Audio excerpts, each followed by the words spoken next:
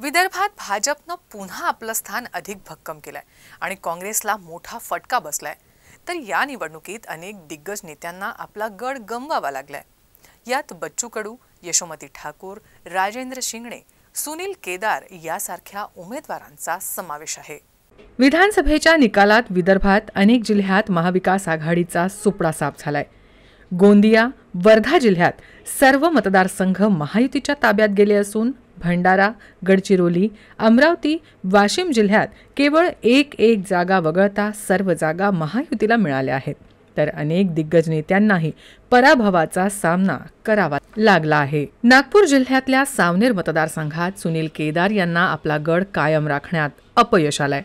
त्यांच्या पत्नी अनुजा केदार निवडणुकीच्या रिंगणात होत्या, मात्र महायुतीच्या त्सुनामीत सावनेरचा गड उद्ध्वस्त झाला आहे। इतके दशकं काँग्रेसचा ताबा असलेला सावनेर आता भाजपनं काबीज केलाय।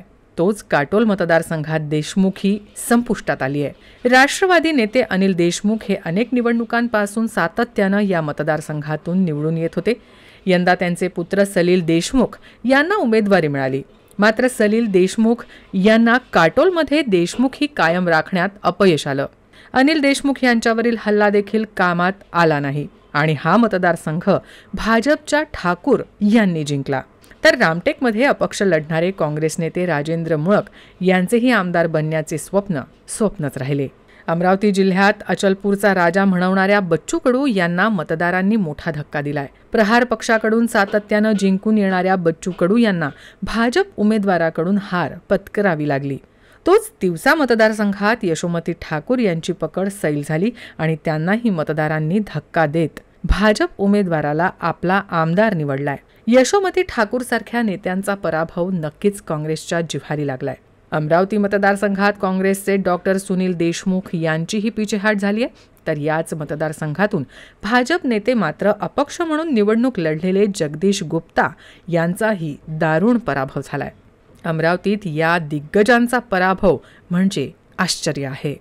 इकडे बुलढाणा जिल्ह्यात सिंदखेड राजा मतदारसंघात माजी मंत्री डॉक्टर राजेंद्र शिंगणे यांना सत्तेचा अमरपट्टा घेऊन कुणीच आलं नाही हा संदेश देत मतदारांनी नव्या दमाच्या अजित पवार गटाच्या मनोज कायंदे यांना विजयी केलाय। डॉक्टर राजेंद्र शिंगणे यांना मात्र नामुष्कीजनक पराभवाला सामोरं जावं लागलंय। तर मेहकर विधानसभा मतदारसंघ हा केंद्रीय राज्यमंत्री प्रतापराव जाधव यांचं होम टाऊन आहे। तर या ठिकाणी संजय रायमुलकर हे 3 वेळा आमदार म्हणून निवडून आले आहेत।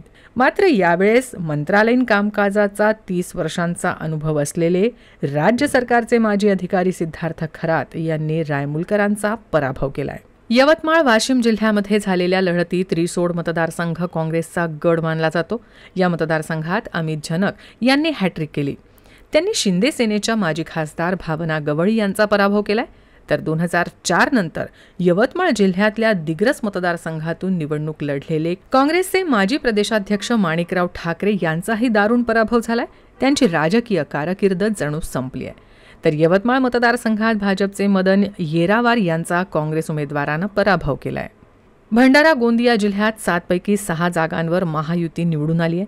इथे साकोली मतदारसंघात नाना पटोले यांचा निसटता विजय झालाय। अगदी काहीशे मतांनी त्यांना आपली इभ्रत राखता आली आहे। चंद्रपूर जिल्ह्यातल्या राजुरा मतदारसंघात काँग्रेस जिल्हाध्यक्ष आणि आमदार सुभाष घोटे यांचाही पराभव झालाय। अशा प्रकारे निवडणुकीत अनेक दिग्गजांवर नामुष्की ओढवली आहे।